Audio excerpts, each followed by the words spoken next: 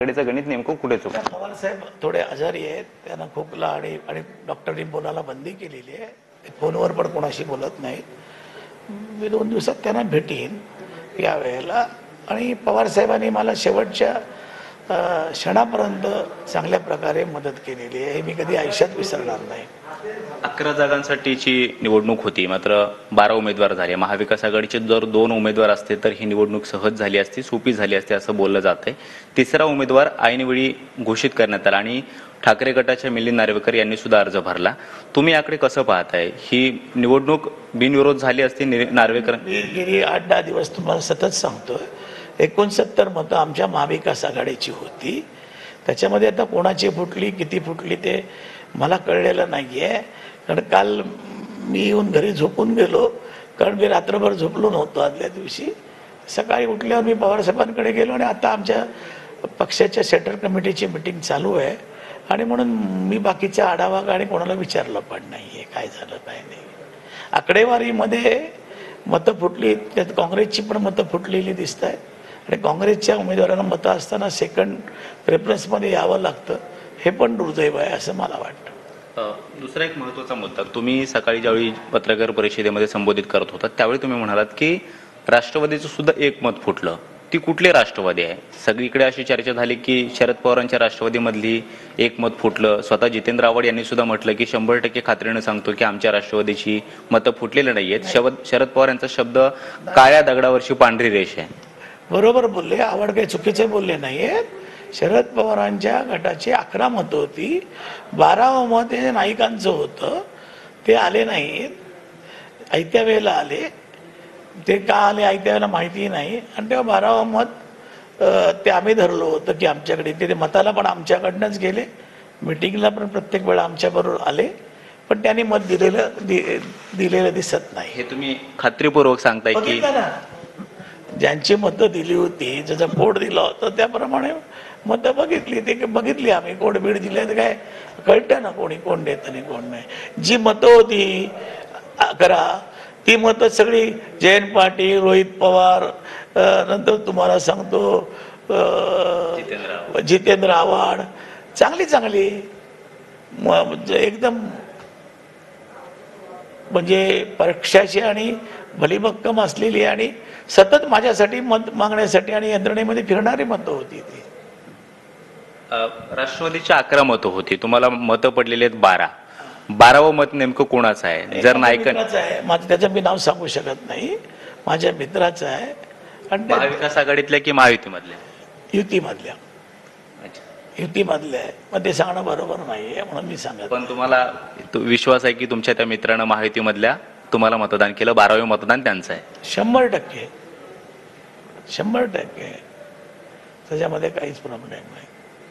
दुसरा एक सर महत्वाचा आरोप तुम्ही केलात की पैशांचा फार मोठ्या प्रमाणामध्ये वापर करण्यात आला. अगदी कोट्यवधी रुपयांची चर्चा तुम्ही कानावर ऐकली. तुम्ही काल सभागृहामध्ये मतमोजणी सुरू असतानाच अचानकपणे मधल्या टप्प्यामध्ये मतदान जे पडतं, मी कधी सोडून मिळून जात नाही. जेव्हा मतदानाची पहिली फेरी सुरू असतानाच जेव्हा कळलं की मतदार संपली, एकच बिट्टी शिल्लक होती, ती पण 75% पूर्ण झाली होती. मतं काय ह्याच्यापेक्षा जास्त 5 मतामध्ये काय मला 10 मतं पडू शकत नाहीत आणि म्हणून मी गेलो. तेव्हा एवढ्या वर्ष वयाच्या 18व्या वर्षापासून मी निवडणुकीच्या राजकारणात आहे किंवा निवडणुकीच्या राजकारणात मला माहिती आहे. तुम्ही म्हणालात की मागच्या कित्येक वर्षामध्ये अशा पद्धतीचा घोडेबाजार कधी झालेला नाहीये, मात्र या निवडणुकीला सामोरं जाताना अगदी कोट्यवधी रुपयांचा वापर झालेला आहे. तुम्ही ती चर्चा ऐकलेली आहे. प्रत्येक आमदाराला कधी तुम्ही म्हणालात की कधी कुणाला 7 कोटी, कुणाला 3 कोटी, अगदी 20-20 कोटींची सुद्धा 20-20 कोटीपर्यंत चर्चा आहे. मला माहिती नाही, मी कधी 20 कोटी एकत्र बघितले नाहीयेत.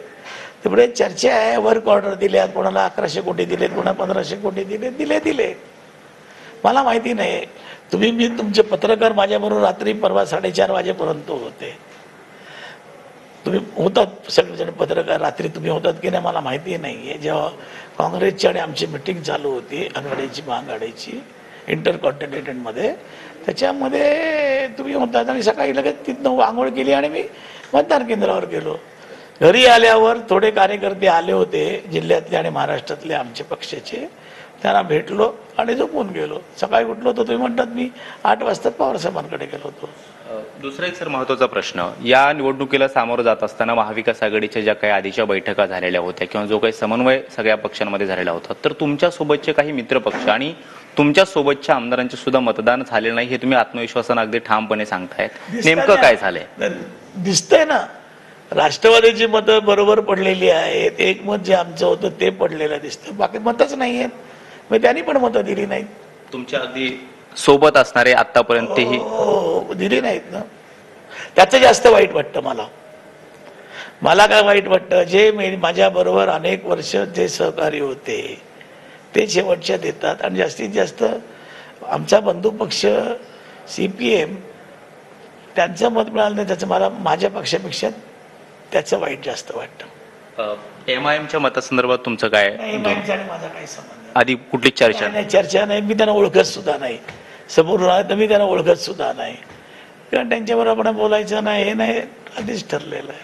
आणि गरज नव्हती ना, माझ्याकडे एवढी मतं होती, गरजच नव्हती. दुसरा एक महत्वाचा प्रश्न सर, काँग्रेसकडे बरीचशी मतं होती, मात्र त्यांचा एकच उमेदवार होता आणि तो उमेदवाराला त्या मतदान झाल्यानंतर बाकीच्या मतांसाठी एक ऑप्शन होता, ते म्हणजे तुम्ही.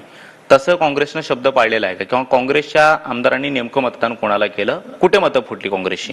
काँग्रेसची मतं तर फुटलीच, पण काँग्रेसने मला वाढलेली मतं 50-50 करू म्हणून सांगितलं होतं, ते शेवटच्या क्षणाला झालं नाही. जी वाढीव मतं त्यांनी 7 शिवसेनेला दिली, त्यातली 50% 4 मला 4 त्याला असं द्यायला पाहिजे होती, तर माझा विजय झाला असता. ते तुम्हाला पण दिसतंय ना, आकडेवारून बघा ना, ते काय प्रॉब्लेम आहे.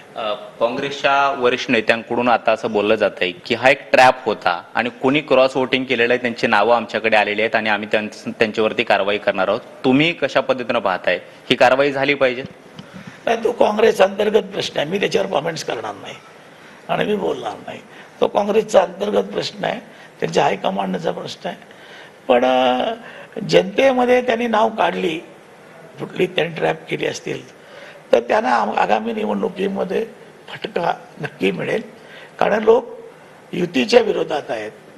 त्यांच्या मतदारसंघातल्या जनतेचा आणि मतदारांचा तो अपमान आहे वाटतो त्यांना, मतदारांना, आणि त्याची त्यांना शिक्षा मतदार देतील असं मला वाटतं.